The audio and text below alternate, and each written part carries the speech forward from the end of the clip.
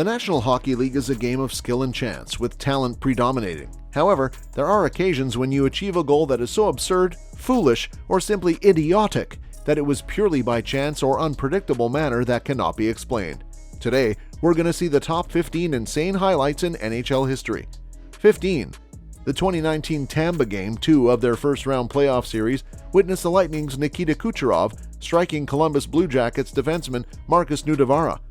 In irritation with his team's shoddy play and having just received a penalty, Kucherov threw the hit late in the game. Throughout the game, he clashed several times with the referees, and it was clear that he was losing control of himself. 14.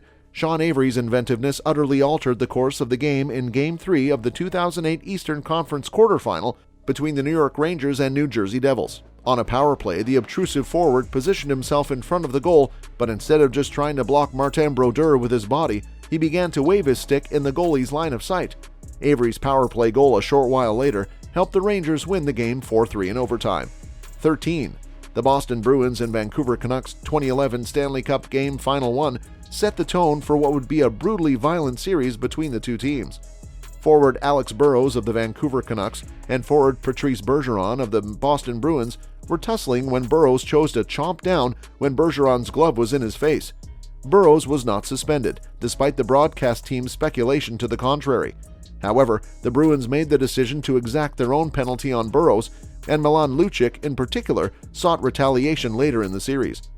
After the whistle in Game 3, Lucic punched Burrows in the head and then slashed him to the ground before taunting him by shoving his fingers in his face. 12. Brad Marchand, a forward for the Boston Bruins, licked or attempted to lick his opponent multiple times. The tongue was Marchand's secret weapon in a 2018 Game 4 between the Lightning and the Bruins to get inside the head of opposing Bolts forward Ryan Callahan. Callahan tracked down the agitator for the Bruins and confronted him after being the target of a borderline hit by Marchand moments earlier. 11. On January 28, 1937, Howie Morenza's Hall of Fame career came to an end during a Blackhawks vs. Canadiens game. Morenz passed away on March 8 of that year, most likely from a heart attack. When Morenz reached for the puck, he lost his footing and crashed against the boards, catching it in the wood. Earl Siebert of Chicago hit Morenz hard while moving at full speed, and the entire rink erupted in a tremendous, shattering boom. Morenz was transported to the neighborhood hospital after breaking his leg 4 times. He did not ever leave the hospital. He became depressed and worried that his hockey career would be finished. As a result, he later died of a heart attack. The Canadiens allowed the general public to observe Morenz's body while it lay in state at the Forum. 10. For Rangers forward Ryan Hollweg, March 8, 2007 wasn't a good day. The Islanders' Chris Simon hit Hollweg in the mouth and throat during a game at the Nassau Coliseum. Although Simon was struck during the play, he obviously lost his composure and viciously attacked Hollweg, using his stick as a weapon. After the attack, Hollweg spent some time lying on the ice face down. He had a few stitches, and then he played again just like a real hockey player. Because of Simon's shocking behavior, the NHL punished him for 25 games. Unfortunately for Simon, it would not be the last time he lost control and committed an act of violence outside of the bounds of acceptable behavior. 9. In 1993, the Islanders and Capitals were playing in Game 6 of their playoff series. Late in the game, the Islanders' Pierre Turgeon nearly won both the game and the series for his team. A few seconds after Turgeon's score, and long after he had begun to celebrate, Washington's Dale Hunter struck the Isles sniper late, high, and from behind, separating his shoulder. Hunter received the longest punishment for an on-ice incident in NHL history at the time, when he was suspended for the first 21 games of the 93-94 campaign. 8. The Bruins were involved in a series that was plagued by the rival coaches' disputes with the referee before they went on their first of 2 3-year blackouts against the Oilers. After Boston defeated New Jersey 6-1 to take a 2-1 lead in the 1998 Wales Conference Finals, Devils captain Jim Schoenfeld launched a diatribe against referee Don Koharski that has since gained momentum. After initially being banned from Game 4, Schoenfeld's suspension was later lifted.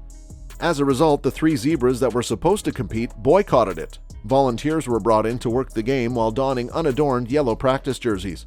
7. When Todd Bertuzzi of Detroit sucker-punched Colorado's Steve Moore on March 8, 2004, Moore's career was over, earning Bertuzzi a place on the list of hockey's most insane incidents. In addition to a few other players who joined the altercation, Bertuzzi hit Moore in the back of the head. Moore sustained a concussion, facial abrasions, and 3 broken neck bones. His hockey career came to an end.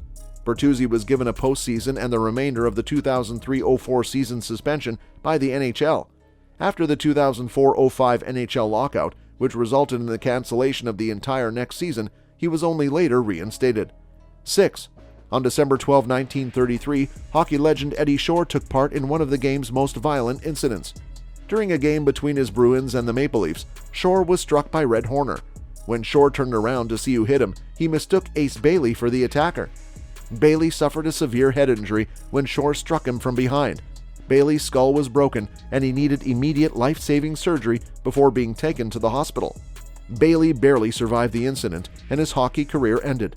A game featuring the league's top stars was held on February 14, 1934 to raise funds for Bailey and his family.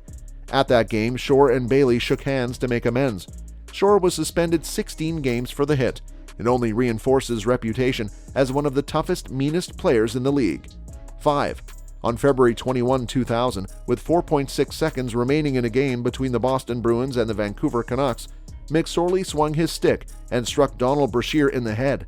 Brashear sustained a grade 3 concussion as his head struck the ice forcefully.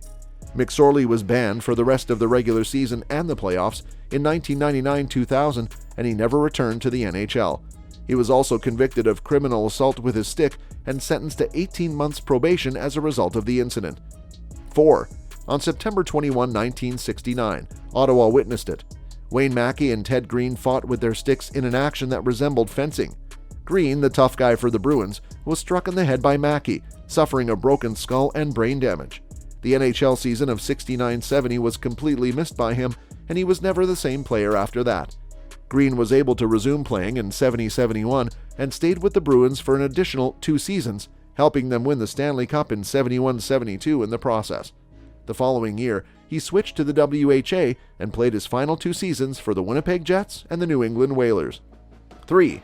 For the New York Rangers from 1954 until 1961, Louis Fontinato was a tough defenseman, but on February 1, 1959, he was brutally defeated by Gordie Howe.